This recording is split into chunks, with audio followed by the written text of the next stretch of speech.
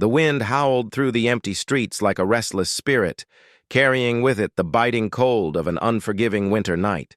Streetlights flickered against the darkness, their faint glow barely piercing the heavy mist that clung to the sidewalks. At the edge of a lonely intersection, a small, crooked bus stop stood as the only refuge for those who braved the chill. And that's where Alex Carter found himself, hands buried deep in his worn-out pockets, shoulders hunched against the cold, waiting for a bus that always seemed to come late when you needed it most. Alex was no stranger to tough nights. At 29, life hadn't exactly handed him the winning cards.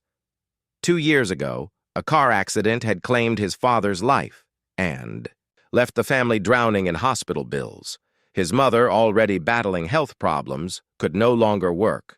Alex dropped out of college to pick up 2 jobs, one as a janitor in a rundown office building and another stocking shelves at a 24-hour supermarket. He'd learned how to stretch a dollar and to live without complaints, dreams of becoming. A graphic designer felt like distant memories, buried beneath overdue rent notices and prescription receipts. As he waited, the cold gnawed at him. His jacket, thin, frayed at the cuffs and missing 2 buttons, did little against the sharp winter air. He shifted from foot to foot, desperate for warmth. Then he saw her, a woman standing a few feet away, huddled against the wind. She wore a sleek business suit, the kind you only saw on TV or in magazines, utterly out of place in a neighborhood like this. Her hair, dark and damp from the mist, clung to her pale face. She held herself tightly, shivering uncontrollably, eyes downcast. No one else seemed to notice her. A couple on their phones, a man half asleep on the bench, a teenager with earphones in, all consumed in their own little worlds. Alex hesitated. He didn't have much to offer. His jacket was old, his clothes worse, and he barely had enough to make it through the week. But something inside him wouldn't let him walk away. Maybe it was the memory of his mother, frail and cold in a hospital bed. Maybe it was the way the woman looked like she was holding back tears. Or maybe he was just tired of seeing people suffer alone. Without thinking too hard about it, Alex took off his jacket and stepped toward her. "Excuse me, miss," he said, offering a small, apologetic smile.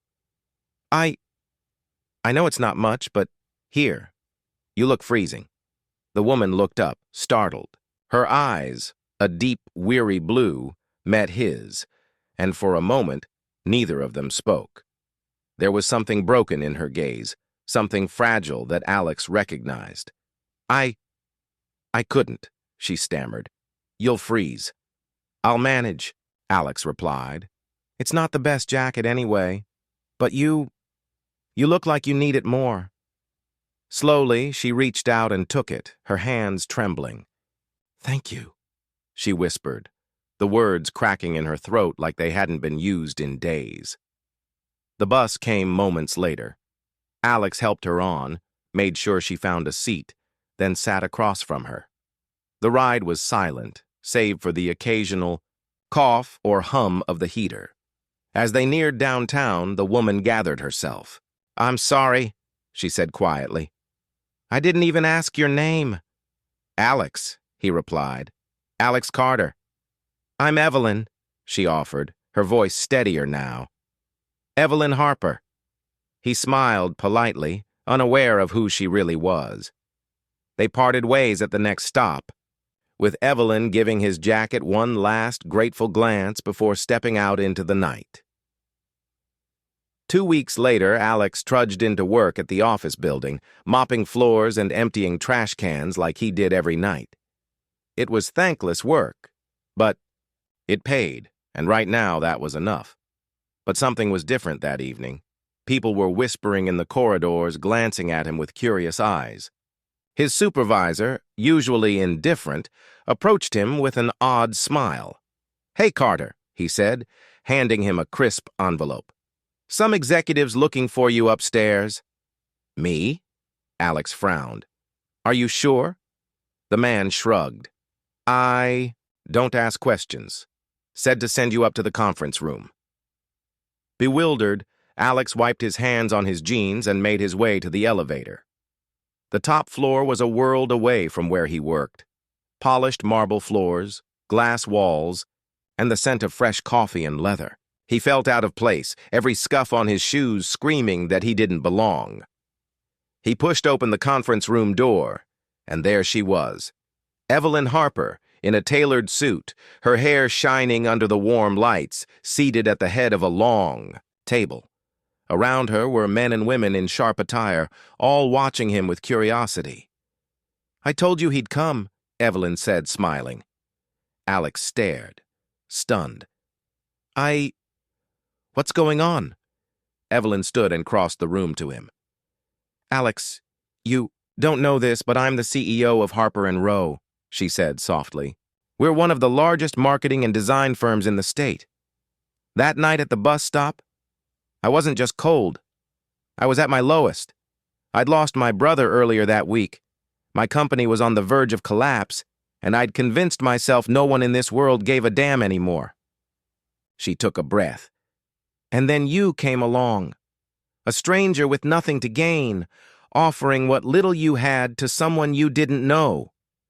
You reminded me there's still good in people, and it pulled me back from a very dark place." Alex swallowed, hard, unsure what to say. Evelyn smiled again and gestured to the table. "I looked into you, Alex. You're a hard worker. You had a promising future in design. I spoke with your professors, your old employers, and I'd like to offer you a job, a real one. Full benefits, training, and a chance to get back to what you love." For a moment, the room was silent, and then Alex felt his throat tighten. You don't have to do this," he whispered. "I want to," Evelyn replied, "because sometimes kindness comes back around in ways we can't imagine." 6 months later, Alex Carter sat in his corner office overlooking the city skyline, his name now engraved on a polished desk plaque, Senior Graphic Designer. Life wasn't perfect, but it was better than he'd dared hope. His mother's treatments were going well, the bills were paid, and for the first time in years, he looked forward to tomorrow. And every time he caught a glimpse of his old battered jacket, now framed on his office wall, he remembered that no matter how hard life got, a single act of kindness could change everything, because sometimes the smallest gestures open the biggest doors, and you never know whose life you're about to save, or whose life will end up saving yours.